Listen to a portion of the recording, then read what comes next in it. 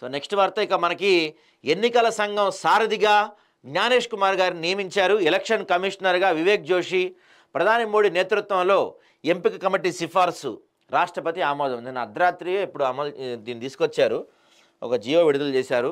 భారత ఎన్నికల సంఘం నూతన సారథిగా జ్ఞానేష్ కుమార్, ఎలక్షన్ కమిషనర్గా వివేక్ జోషి నియమితులయ్యారు. ఈ మేరకు సోమవారం రాత్రి 2 గెజిట్ నోటిఫికేషన్లు విడుదలయ్యాయి.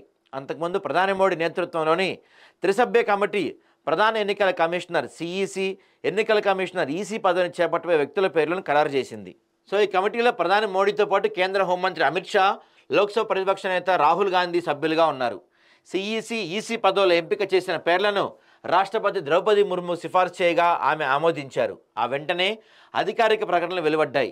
ఎన్నికల కమిషనర్ నియామకాలకు సంబంధించి 2023లో తీసుకొచ్చిన చట్టం ప్రకారం చేపట్టిన తొలి ఎంపికలు ఇవి. ప్రస్తుతం సిఈసి రాజీవ్ కుమార్ పదవీ కాలం మంగళవారంతో ముగినుండడంతో ఎంపిక కమిటీ సోమవారం సాయంత్రం ఢిల్లీలోని ప్రధానమంత్రి కార్యాలయంలో సమావేశమైంది. సాంప్రదాయం ప్రకారం ఎన్నికల కమిషనర్లో సీనియర్ను సిఈసిగా నియమిస్తుంటారు, దాన్నే కొనసాగిస్తుంటారు.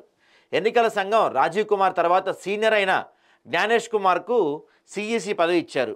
జ్ఞానేష్ సిఈసిగా బాధ్యతలు చేపట్టినందున ఆయన స్థానంలో ఎన్నికల కమిషనర్గా వివేక్ జోషిని ఎంపిక చేయబోతున్నారు. సో అసలు ఎవరి జ్ఞానేష్ అంటే కేరళ కేడర్కు చెందిన 1988 బ్యాచ్ ఐఏఎస్ అధికారి జ్ఞానేష్ కుమార్, వయసు 61 ఏళ్ళని.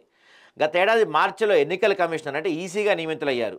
2019లో కేంద్ర ప్రభుత్వ అధికారం 370 రద్దు కోసం పార్లమెంట్లో ప్రవేశపెట్టిన బిల్లు రూపొందించడంలో జ్ఞానేష్ కుమార్ కీలక పాత్ర అంటేన. కేంద్ర హోంశాఖలో అప్పుడు ఆయన సంయుక్త కార్యదర్శి, ఆ తర్వాత సహకార శాఖ కార్యదర్శిగా 2024 జనవరిలో పదవి విరమణ చేశారు. కేంద్ర హోంమంత్రి అమిత్ షాతో సన్నిహిత సంబంధాల నేపథ్యంలో ఎన్నికల కమిషనర్గా నియమితులయ్యారంట. ఇదేంటిది, ఈ పాయింట్ ఏంది నాకు అర్థం కాల. ఎన్నికల కమిషనర్ కావచ్చు, లేకపోతే సుప్రీంకోర్టు చీఫ్ జస్టిస్ కావచ్చు, ఇట్లాంటి వాళ్ళని నియమించేప్పుడు ఎవరికి సన్నిహితంగా లేని వాళ్ళని, కొంచెం న్యూట్రల్గా ఉన్న వాళ్ళని చూసి కదా నియమించాలి. కేంద్ర హోంమంత్రి అమిత్ షాకు అత్యంత సన్నిహితుడు అంటే ఈయన. మరి ఇంక రేపు జరగబోయే ఎన్నికలు ఎలా జరుగుతాయో మనం ఊహించుకోవచ్చు.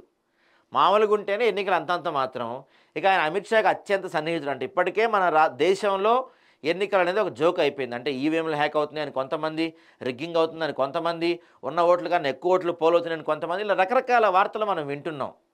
ఈ టైంలో అమిత్ షాతో సన్నిహిత సంబంధాలు ఉన్న వ్యక్తిని కమిషనర్గా చేశారంటే మరి రాబోయే ఎలక్షన్స్ ఎంతవరకు సజావుగా జరుగుతాయి, ఎంతవరకు న్యూట్రల్గా జరుగుతాయి, ఎంతవరకు ట్రాన్స్పరెన్సీ ఉంటుంది, దేవుడికి తెలియాలి ఆ విషయం అయితే.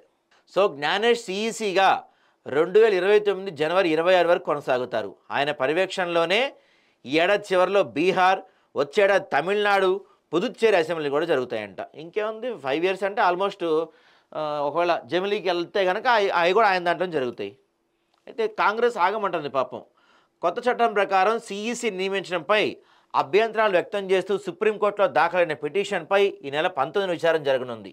ఈ నేపథ్యంలో సుప్రీంకోర్టు విచారణ ముగిసే వరకు కొత్త సిఈసి నిర్ణయాన్ని వాయిదా వేయాలని త్రిసభ్య కమిటీ సమావేశంలో పాల్గొన్న రాహుల్ గాంధీ చెప్పినట్టు సమాచారం. కానీ ఏం చేస్తాం, ఆల్రెడీ వీళ్ళు రాష్ట్రపతి కూడా ఆమోద ముద్ర వేసేశారు కాబట్టి సుప్రీంకోర్టు కూడా దీనిపైన కలగజేసుకోకపోవచ్చు, స్టే ఇవ్వకపోవచ్చు. సో అయిపోయింది. ఇంకా నా అంచనా ప్రకారం ఈయనే ఇంక మనకి సిఈసి అంటే చీఫ్ ఎలక్షన్ కమిషనర్గా ఇక నుంచి మనకి జ్ఞానేష్ గారే ఉండబోతున్నారు. సో ఈయన అమిత్ షాకి అత్యంత క్లోజ్ ఫ్రెండ్ అంట, అత్యంత సన్నిహితుడు అంట. మరి సన్నిహితుడు కూడా ఎలక్షన్ కమిషన్ పోస్టులు ఇవ్వచ్చని నాకు ఇప్పుడే తెలుస్తుంది.